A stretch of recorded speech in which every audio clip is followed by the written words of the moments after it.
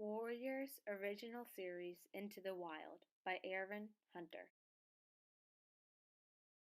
Chapter 1. It was very dark. Rusty could sense something was near. The young tomcat's eyes opened wide as he scanned the dense undergrowth. This place was unfamiliar, but the strange sense drew him onward, deeper into the shadows. His stomach growled, reminding him of his hunger. He opened his jaws slightly to let the warm smells of the forest reach the scent glands on the roof of his mouth. Musty odors of leaf mold mingled with the tempting aroma of a small, furry creature. Suddenly, a flash of gray raced past him. Rusty stopped still, listening. It was hiding in the leaves less than 2 tail lengths away. Rusty knew it was a mouse. He could feel the rapid pulsing of a teeny heart deep within his ear fur. He swallowed, stifling his rumbling stomach. Soon his hunger would be satisfied. Slowly, he lowered his body into position, crouching for the attack. He was downwind of the mouse. He knew it was not aware of him. With one final check on his prey's position, Rusty pushed back hard on his haunches and sprang, kicking up leaves on the forest floor as he rose. The mouse dived for cover, heading toward a hole in the ground. But Rusty was already on top of it.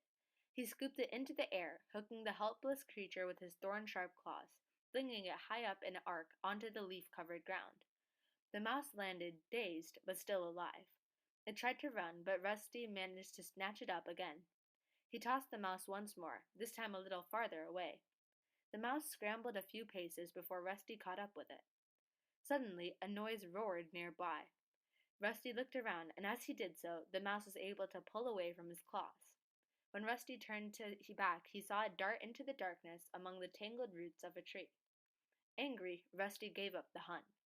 He spun around, his green eyes glaring, intent on searching out the noise that had cost him his kill. The sound rattled on, becoming more familiar. Rusty blinked open his eyes. The forest had disappeared. He was inside a hot and airless kitchen, curled in his bed. Moonlight filtered in through the window, casting shadows on the smooth, hard floor. The noise had been the rattle of hard, dried pellets of food as they were tipped into his dish. Rusty had been dreaming. Lifting his head, he rested his chin on the side of his bed. His collar rubbed uncomfortably around his neck. In his dream, he had felt fresh air ruffling the soft fur where the collar usually pinched. Rusty rolled onto his back, savoring the dream for a few more moments. He could still smell mouse. It was the 3rd time since the full moon that he had had that dream, and every time the mouse had escaped his grasp. He licked his lips. From his bed, he could smell the bland odor of his food. His owners always refilled his dish before they went to bed. The dusty smell chased away the warm sense of his dream. But the hunger rumbled on in his stomach, so Rusty stretched the sleep out of his limbs and padded across the kitchen floor to his dinner. The food felt dry and tasteless on his tongue. Rusty reluctantly swallowed one more mouthful. Then he turned away from the food dish and pushed his way out through the cat flap, hoping that the smell of the garden would bring back the feelings of his dream. Outside, the moon was bright. It was raining lightly. Rusty stalked down the tidy garden, following the starlit gravel path, feeling the stones cold and sharp beneath his paws. He made his dirt beneath a large bush with glossy green leaves and heavy purple flowers. Their sickly sweet scent cloyed the damp air around him, and he curled his lip to drive the smell out of his nostrils. Afterward, Rusty settled down on the top of one of his posts in the fence that marked the limits of his garden.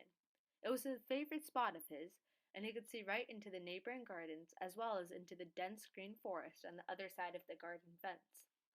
The rain had stopped. Behind him, the close-cropped lawn was bathed in moonlight, but beyond the fence the woods were full of shadows. Rusty stretched his head forward to take a sniff of the damp air. His skin was warm and dry under his thick coat, but he could feel the weight of the raindrops that sparkled on his ginger fur. He heard his owners giving him one last call from the back door. If he went to them now, they would greet him with gentle words and caress and welcome him onto their bed, where he would curl, purring, warm in the crook of a bent knee. But this time Rusty ignored his owners' voices and turned his gaze back to the forest.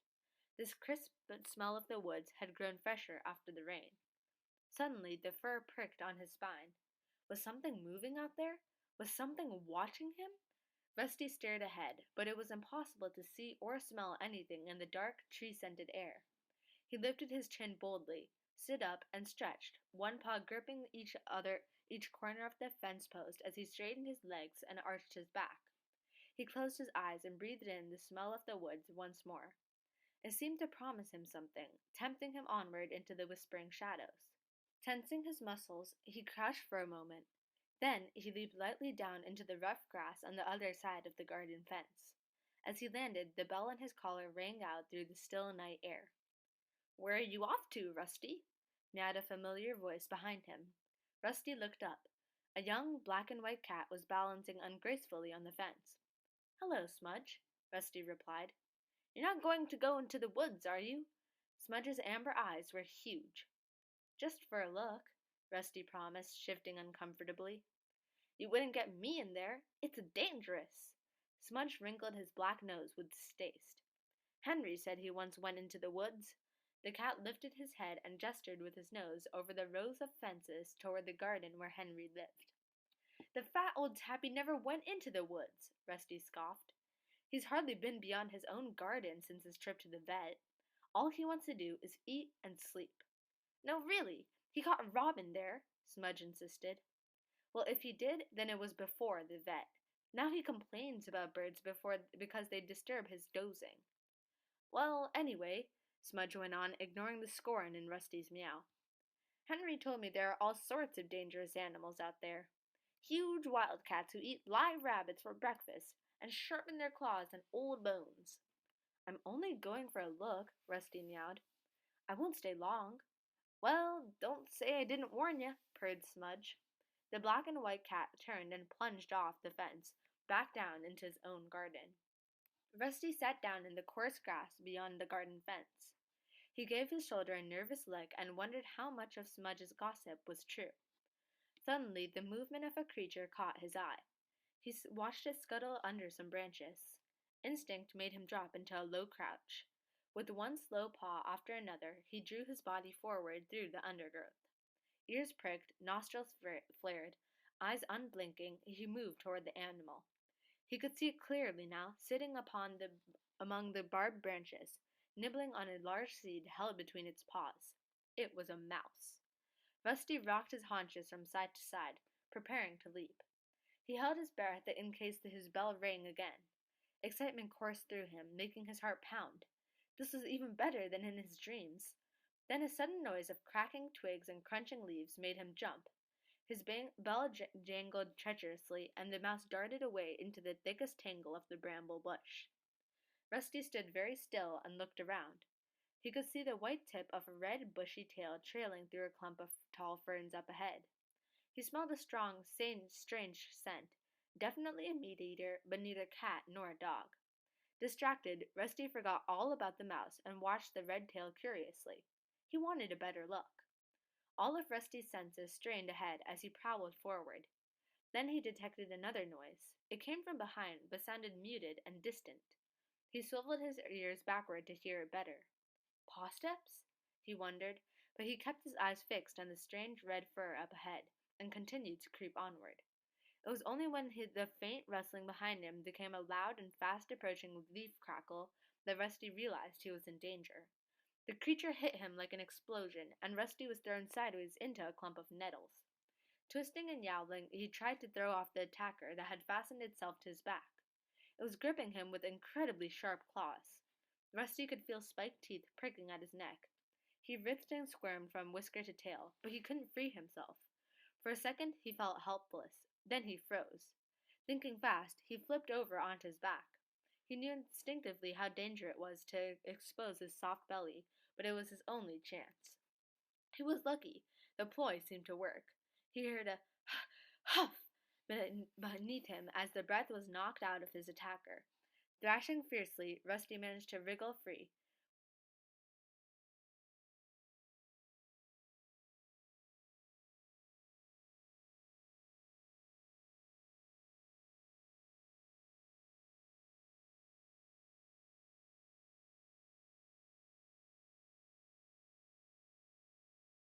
Without looking back, he sprinted toward his home. Behind him, a rush of paw steps told Rusty that his attacker was giving a chase. Even though the pain from his scratches stung beneath his fur, Rusty decided he would rather turn and fight than let himself be jumped on again. He skidded to a stop and spun around, facing his pursuer. It was another kitten, with a thick coat of shaggy gray fur, strong legs, and a broad face. In a heartbeat, Rusty smelled that it was a tom, and sensed the power in the sturdy shoulders underneath the soft coat. Then the kitten crashed into Rusty at full pelt. Taken by surprise by Rusty's turnabout, it fell back into a dazed leap.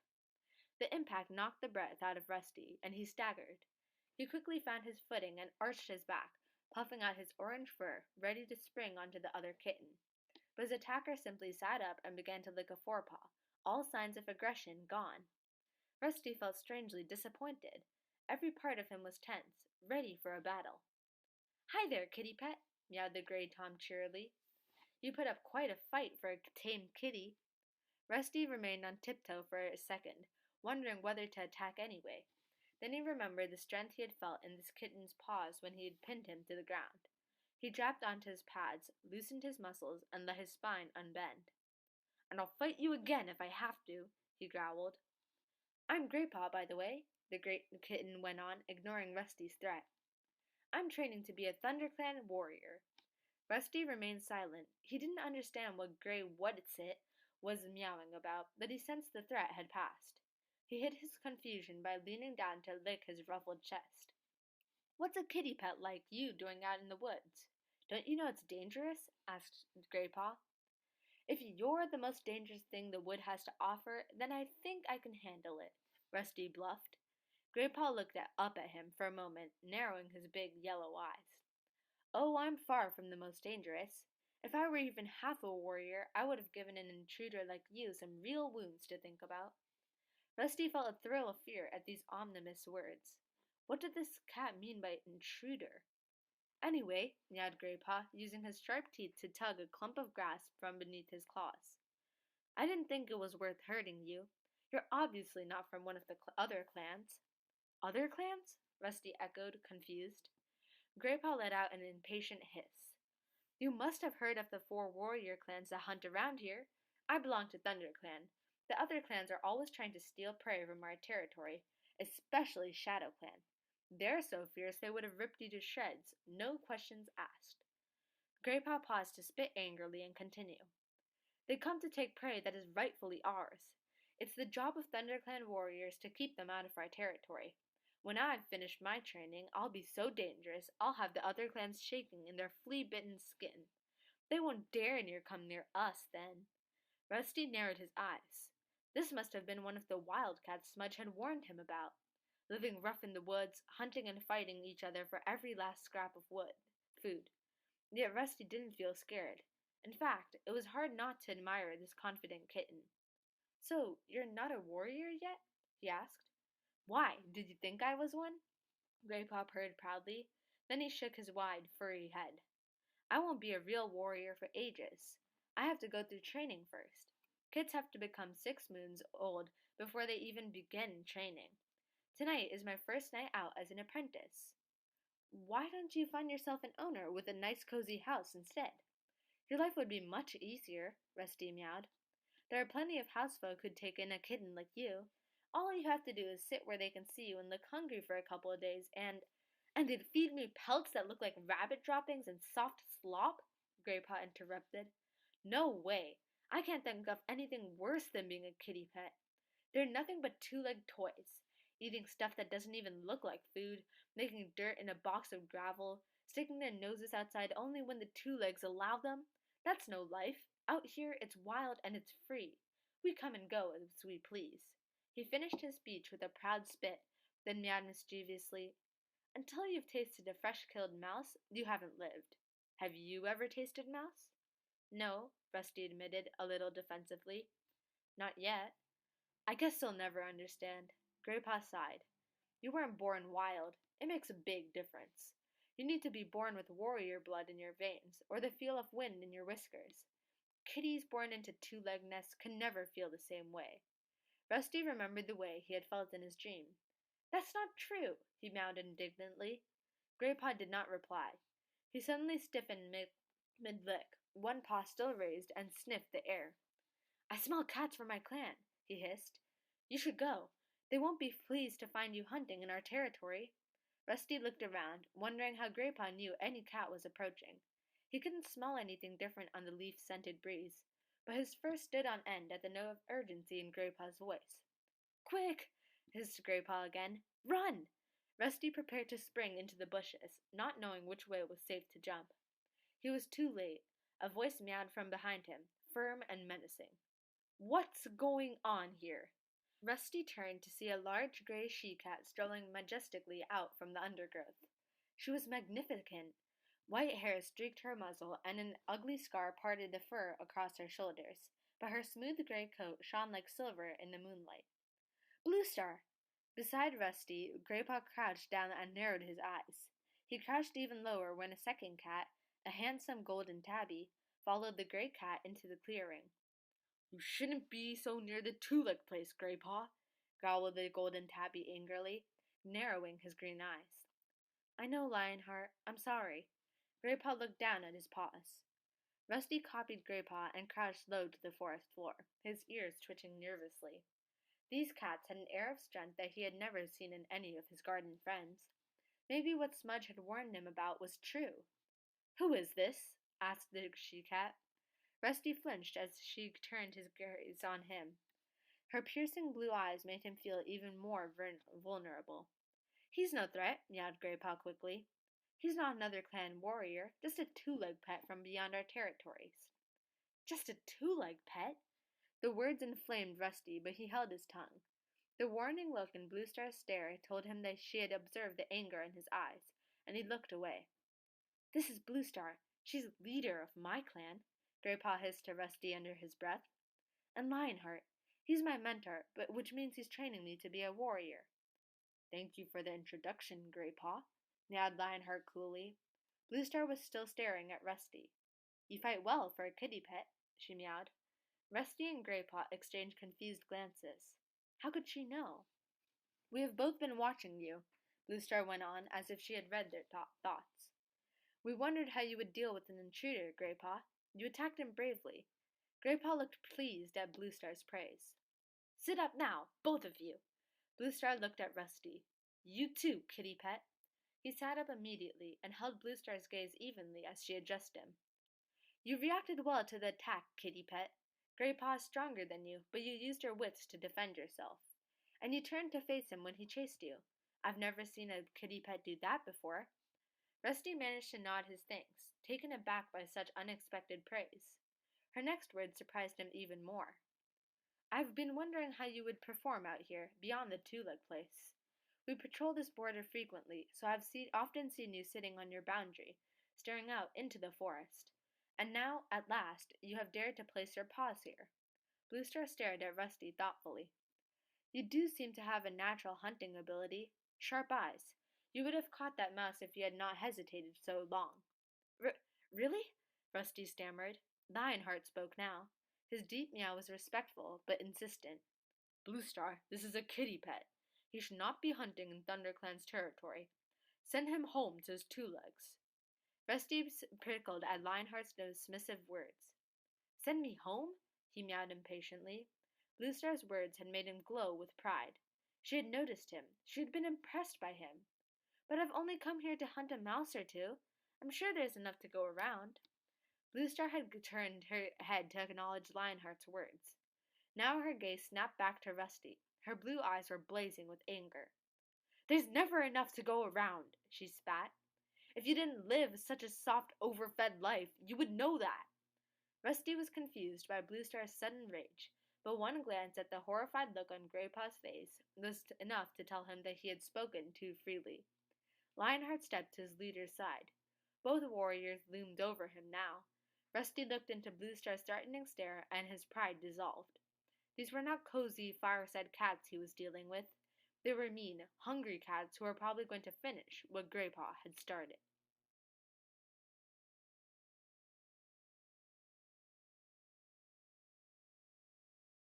Warriors Original Series Into the Wild by Aaron Hunter.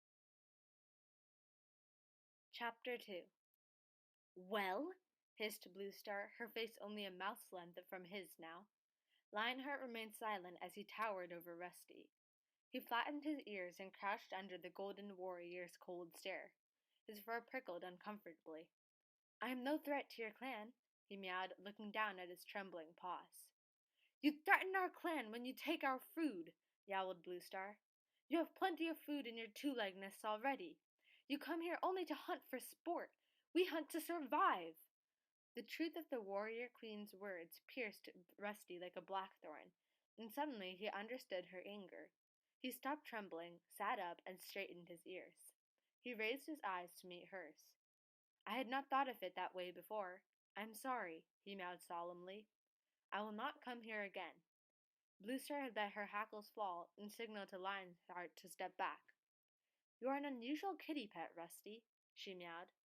Graypaw's sigh of relief made Rusty's ears twitch. He heard the approval in Bluestar's voice and noticed as she swapped a meaningful glance with Lionheart. The look made him curious. What flashed between the two warriors?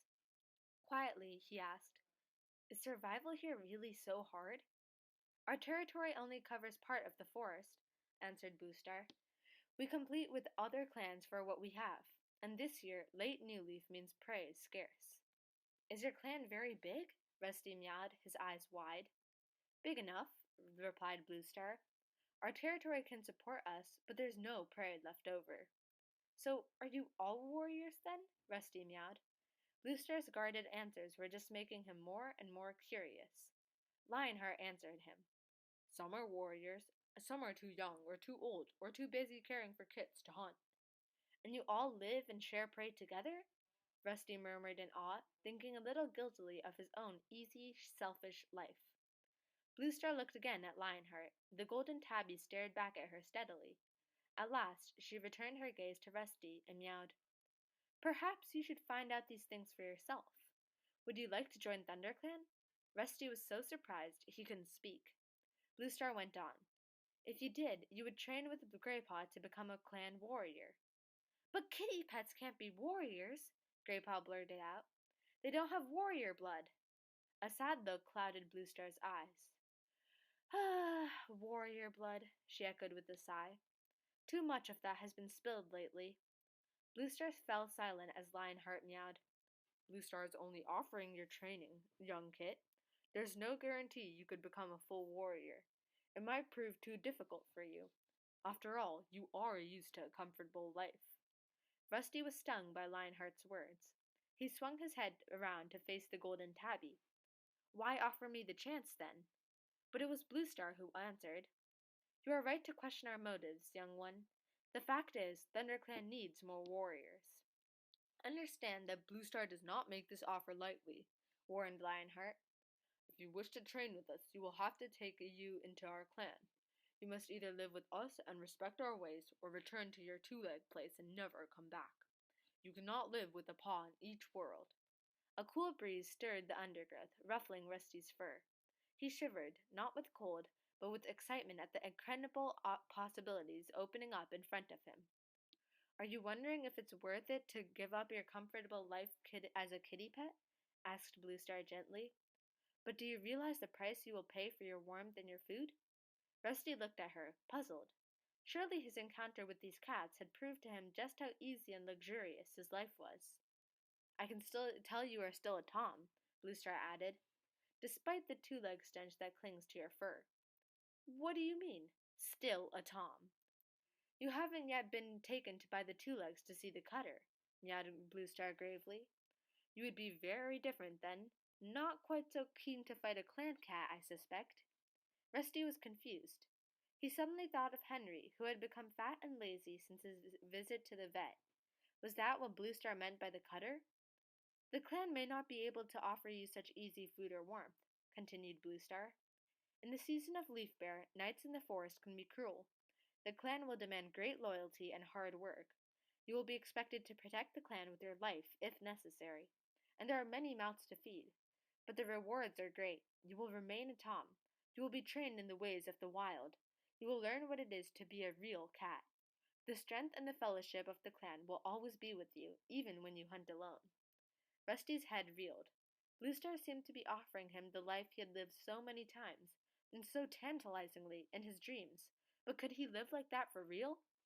Lionheart interrupted his thoughts. Come, Blue Star, let's not waste any more time here. We must be ready to join the other patrol at Moon High. Tiger Claw will wonder what has become of us. He stood up and flicked his tail expectantly. Wait, Rusty meowed. Can I think about your offer? Blue Star looked at him for a long moment and nodded. Lionheart will be here tomorrow at sun high, she told him. Give him your answer then.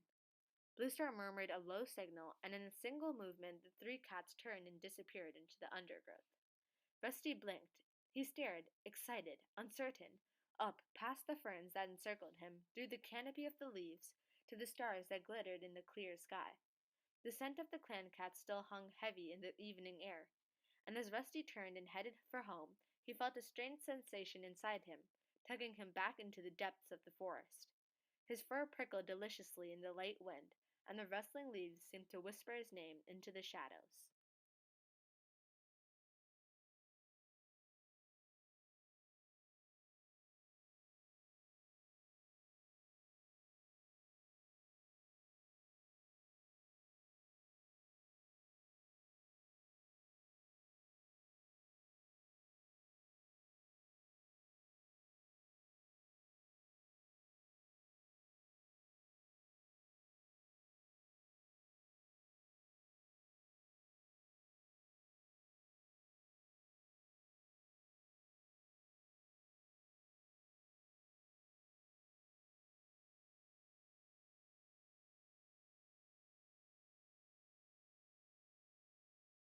Warriors Original Series Into the Wild by Aaron Hunter.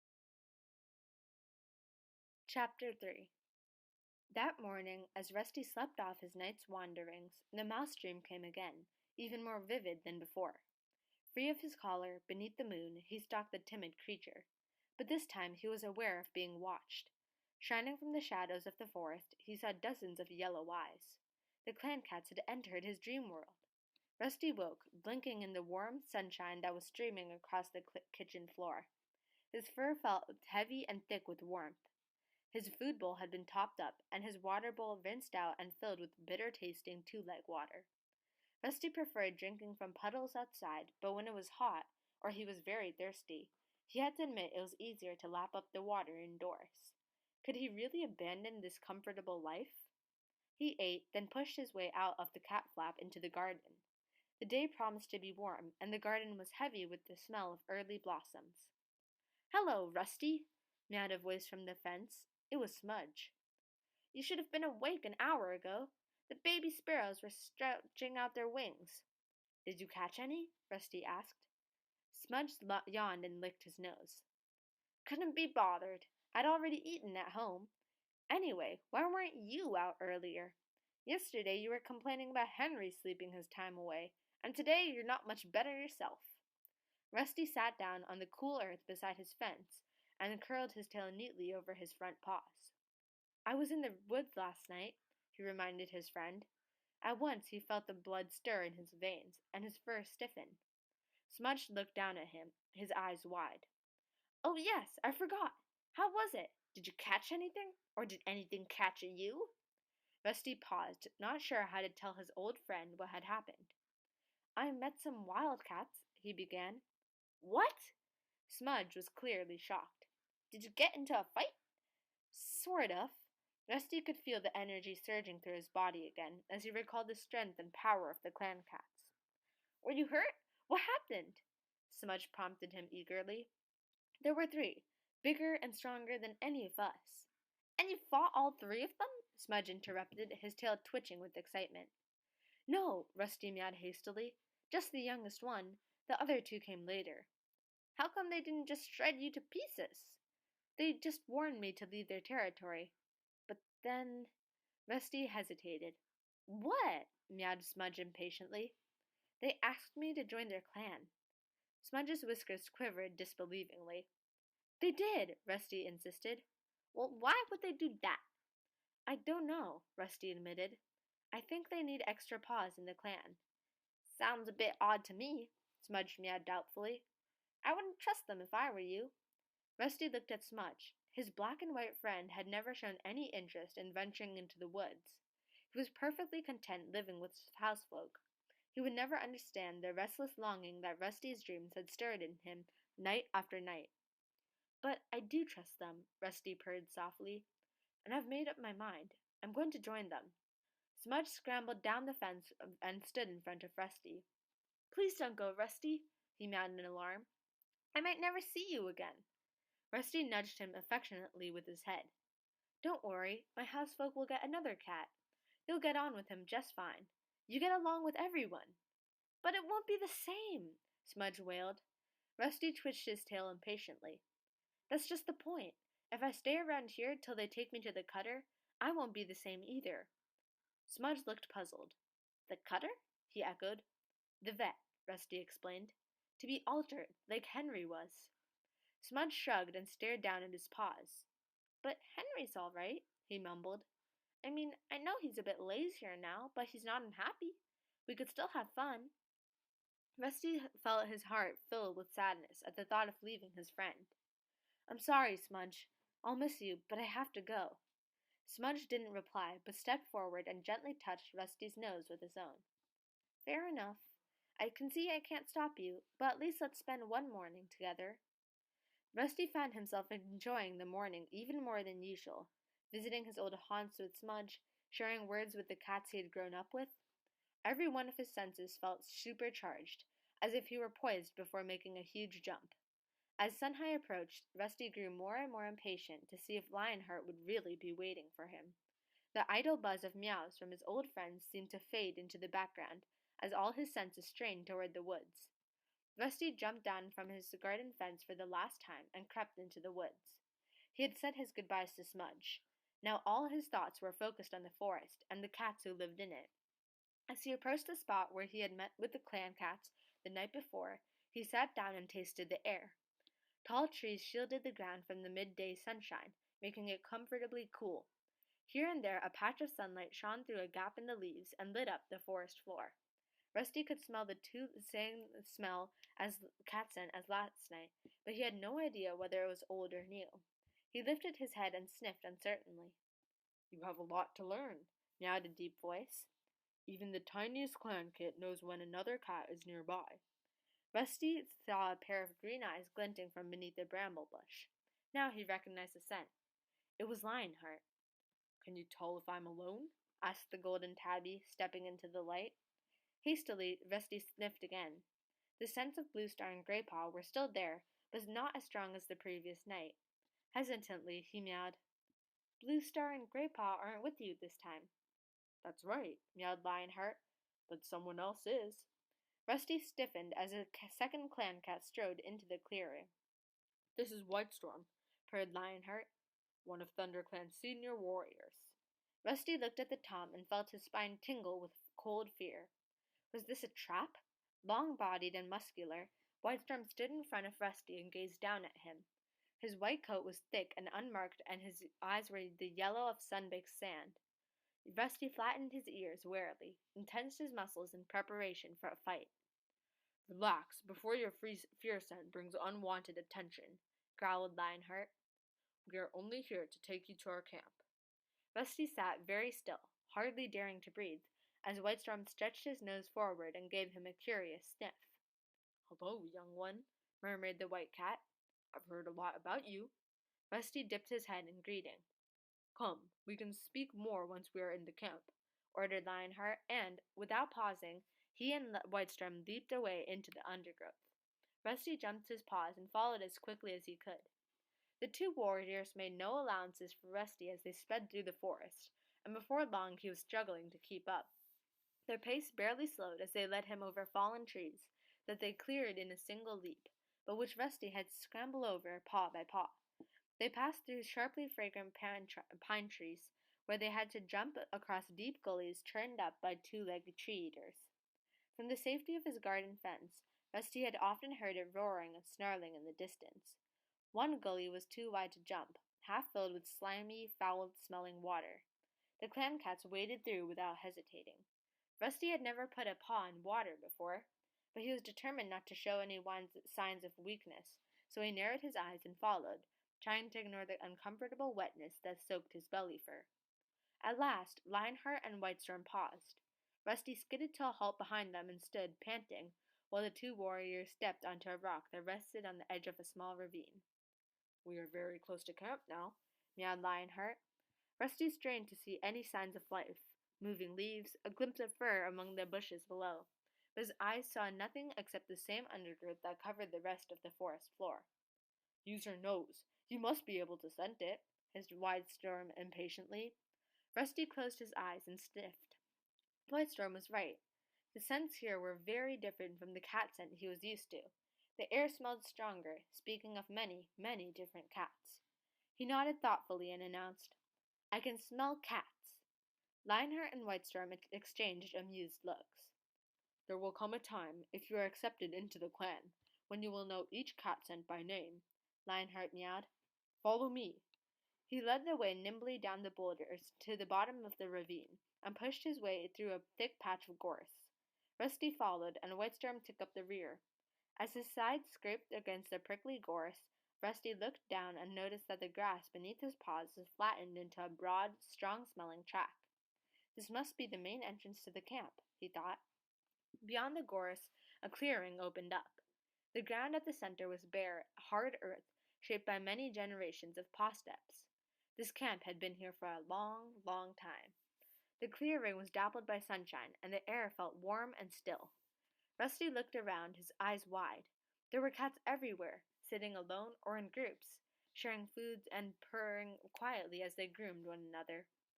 Just after sun-high, when the day is hottest, it is a time for sharing tongues. Sharing tongues? Rusty echoed. Clan cats always spend time grooming each other and sharing the news of the day, Whitestorm told him. We call it sharing tongues. It is a custom that binds the members of the clan together. The cats had obviously smelled Rusty's foreign scent, for heads began to turn and stare curiously in his direction. Suddenly shy of meeting any cat's gaze directly, Rusty looked around the clearing. It was edged with thick grass, dotted with tree stumps and a fallen tree. A thick curtain of fern and gorse shielded the camp from the rest of the woods. Over there? Meowed Lionheart, flicking his tail toward an impenetrable-looking tangle of branches. Is the nursery, where the kits are cared for. Rusty swiveled his ears toward the bushes. He couldn't see through the knot of prickly branches, but he could hear the meowing of several kits from somewhere inside. As he watched, a ginger she-cat squirmed out through a small gap in the front. That must be one of the queens, Rusty thought. A tabby queen with distinctive black markings appeared around the bramble bush. The two she-cats exchanged a friendly lick between the ears before the tabby slipped inside the nursery, murmuring to the squealing kits. The care of our kits is shared by all the queens, meowed Lionheart. All cats serve the clan. Loyalty to the clan is the first law of the warrior code, a lesson you must learn quickly if you wish to stay with us.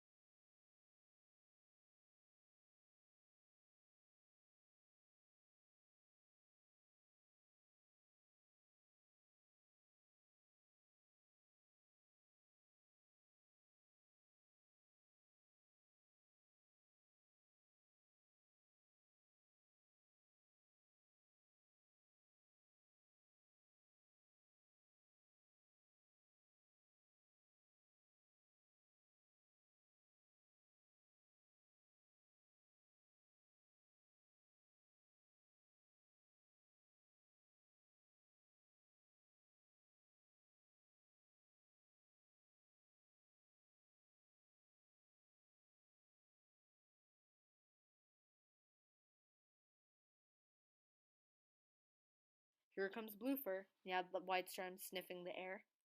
Rusty sniffed the air too, and was pleased that he was able to recognize the scent of the gray she-cat a moment before she appeared from the shadow of a large boulder that lay beside them at the head of the clearing. He came, Bluestar purred, addressing the warriors. Whitestorm replied, Lionheart was convinced he would not. Rusty noticed the tip of Bluestar's tail twitch impatiently. Well, what do you think of him? She asked. He kept up well on the return journey, despite his puny size, Whitestorm admitted. He certainly seems strong for a kitty pet. So it is agreed? Bluestar looked at Whitestorm and Lionheart. Both cats nodded. Then I shall announce his arrival to the clan. Bluestar leaped onto the boulder and yowled, Let all cats old enough to catch their own prey join here beneath the high rock for a clan meeting. Her clear call brought all the cats trotting toward her, emerging like liquid shadows from the edges of the clearing. Rusty stayed where he was, flanked by Lionheart and Whitestorm. The other cats settled themselves below the high rock and looked expectantly up at their leader. Rusty felt a rush of relief as he recognized Graypaw's thick gray fur among the cats. Beside him sat a young tortoiseshell queen, her black-tipped tail tucked neatly over small white paws. A large dark gray tabby crouched behind them, the black stripes on his fur looking like shadows on a moonlight-lit forest floor. When the cats were still, Bluestar spoke. ThunderClan needs more warriors, she began. Never before have we had so few apprentices in training. It has been decided that ThunderClan will take in an outsider to train as a warrior. Rusty heard indignant mutterings erupt among the clan cats, but Bluestar silenced them with a firm yowl. I have found a cat who is willing to become an apprentice of ThunderClan. Lucky to become an apprentice, caterwauled a loud voice above the ripple of shock that had spread through the cats. Rusty craned his neck and saw a pale tabby cat standing up and glaring defiantly at the leader. Bluestar ignored the tabby and addressed all of her clan. Lionheart and Whitestorm have met this young cat, and they agree with me that we should train him with the other apprentices. Rusty looked up at Lionheart, then back at the clan, to find that all eyes were now on him. His fur prickled and he swallowed nervously. There was silence for a moment. Rusty was sure they would all be able to hear his heart pulsing and smell his fear scent. Now a deafening crescendo of caterwauling rose from the crowd. Where does he come from? Which clan does he belong to? What a strange scent he carries. That's not a scent of any clan I know. Then one yowl in particular yowled above the rest. Look at the collar! He's a kitty pet! It was the pale tabby again. Once a kitty pet, always a kitty pet. This clan needs wild-born warriors to defend it, not another soft mouth to feed. Lionheart bent down and hissed into Rusty's ear. That tabby is Longtail. He smells your fear. They all do. You must prove to him and the other cats that your fear won't hold you back. But Rusty couldn't move. How could he ever prove to these fierce cats that he wasn't just a kitty pet? The tabby continued to jeer at him. Your collar is a mark of the 2 legs, and that noisy jingling will make you the poor hunter at best. At worst, it will bring the 2 legs into our territory, looking for the poor lost kitty pet who fills the wood with his pitiful tinkling. All the cats howled in agreement. Longtail went on, well aware that he had the support of his audience.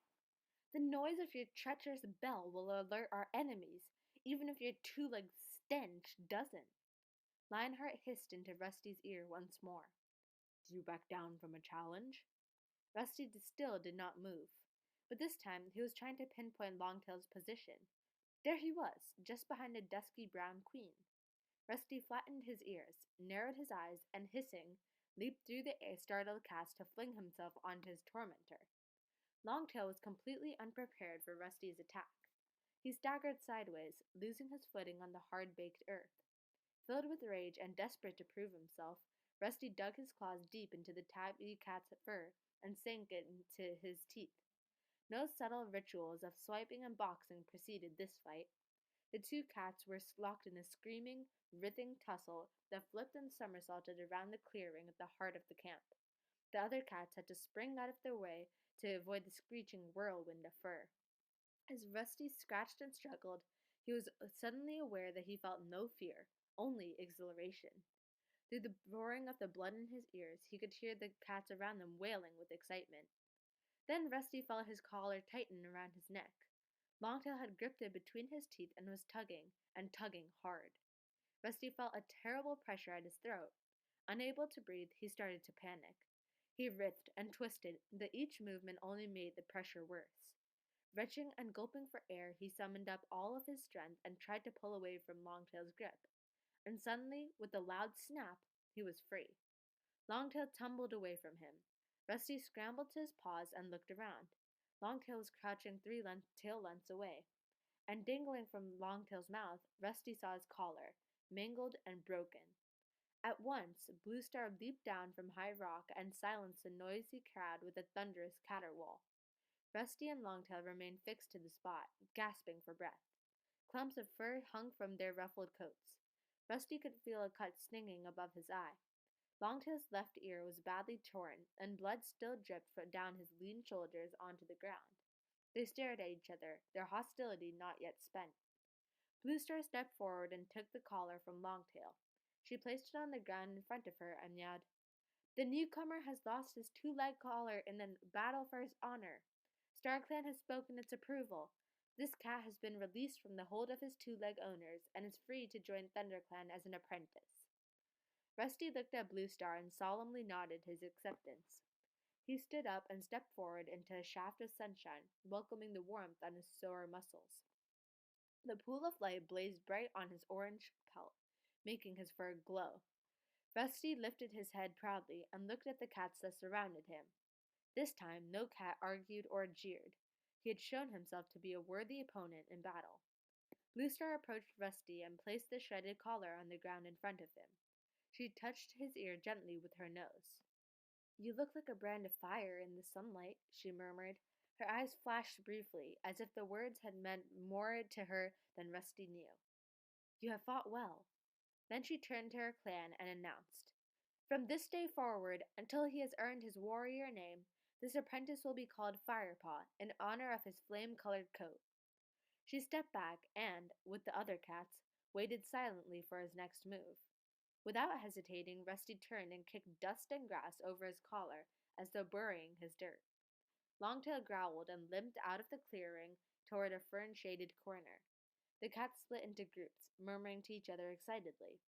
"Hey, Firepaw!" Rusty heard Graypaw's friendly voice from behind him. "Firepaw!" A thrill of pride surged through him at the sound of his new name. He turned to greet the gray apprentice with a welcoming sniff. "Great fight, Firepaw," meowed Graypaw. "Especially for a kitty pet. Longtail is a warrior, although he only finished his training 2 moons ago. The scar you left on his ear won't let him forget you in a hurry.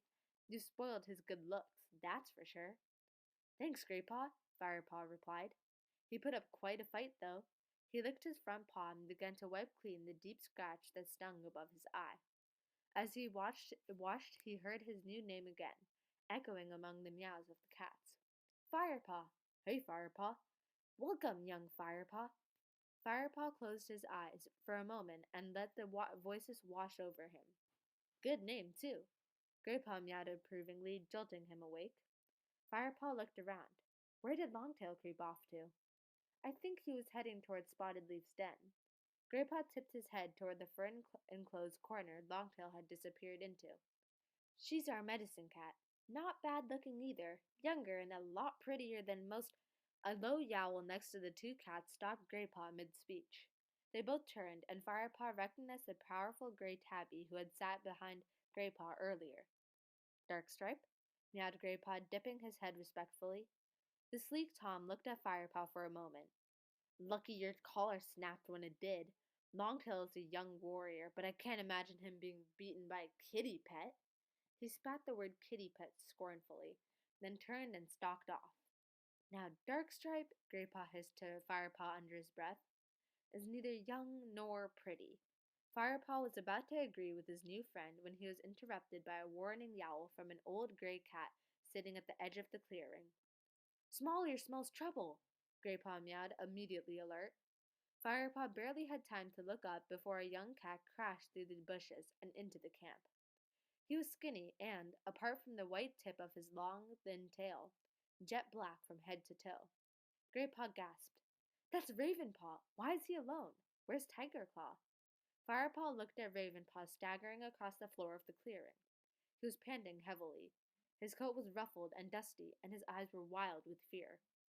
"Who are Ravenpaw and Tigerclaw?" Firepaw whispered to Greypaw as several other cats raced past him to greet the new arrival. "Ravenpaw's an apprentice. Tigerclaw's his mentor," Greypaw explained quickly. "Ravenpaw went out with Tigerclaw and Redtail at sunrise, on a mission against RiverClan, the lucky furball." "Redtail?" Firepaw echoed, thoroughly confused by all these names. "Blue Star's deputy," hissed Greypaw. "But why on earth has Ravenpaw come back alone?" he added to himself. He lifted his head to listen as Blue Star stepped forward. "Ravenpaw?" The she-cat spoke calmly, but a look of worry clouded her blue eyes. The other cats drew back, curling their lips with anxiety. "What has happened?" Blue Star jumped onto the high rock and looked down at the trembling cat. "Speak, Ravenpaw!" Ravenpaw was still struggling for breath, and his sides heaved fitfully while the dust around him turned red with blood. But still he managed to scramble up onto the high rock and stand beside Blue Star. He turned to the crowd of eager faces that surrounded him and summoned enough breath to declare, "Redtail is dead!"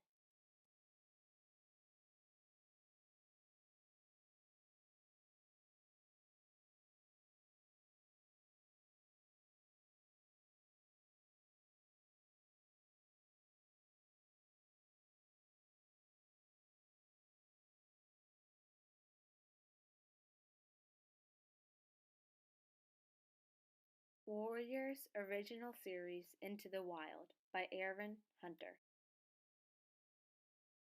Chapter 4. Shocked yowls rose from the clan cats and echoed through the forest. Ravenpaw staggered slightly. His right foreleg glistened, wet with blood that flowed from the deep gash on his shoulder. "Matt, 5 River Clan warriors beside the stream, not far from Sunning Rocks," he went on shakily. "Oakheart was among them." "Oakheart?" Greypaw gasped beside Firepaw. "He's the deputy of RiverClan. He's one of the greatest warriors in the forest. Lucky Ravenpaw. Wish it could have been me. I'd have really—" Greypaw was silenced by a fierce glance from the old gray Tom who had first sensed Ravenpaw's return. Firepaw turned his attention back to Ravenpaw. "Redtail warned Oakheart to keep his hunting parties out of ThunderClan territory. He said the next RiverClan warrior to be caught in ThunderClan territory would be killed, that Oakheart would not back down. He said his clan had to be fed whatever we threatened." Ravenpaw paused to wheeze for breath. His wound was still bleeding heavily, and he stood awkwardly to keep the weight off his shoulder. "That's when the River Clan cats attacked. It was hard to see what was happening. The fighting was vicious. I saw Oakheart had Redtail pinned to the ground, and then Redtail. Suddenly Ravenpaw's eyes rolled in his head, and he lurched sideways. Half scrambling, half falling, he slithered off the high rock and collapsed on the ground below. A ginger queen bounded toward him and crouched at his side. She licked his cheek briefly and called out, "Spotted Leaf!" Out of the fern-shaded corner trotted the pretty tortoiseshell Firepaw had noticed sitting beside Greypaw earlier. She hurried over to Ravenpaw and meowed for the queen to stand back. Then she used her small pink nose to roll the apprentice over so that she could take a good look at the wound. She glanced up and meowed, "It's all right, Golden Flower. His wounds aren't fatal, but I'll need to fetch some cobwebs to stop the bleeding." As Spotted Leaf sprinted back to her den, the hushed silence in the clearing was broken by a mournful yowl. All eyes turned to the direction it had come from. A massive, dark brown tabby staggered through the gorse tunnel. Between his sharp teeth, the warrior held not prey, but the lifeless body of another cat. He dragged the tattered creature into the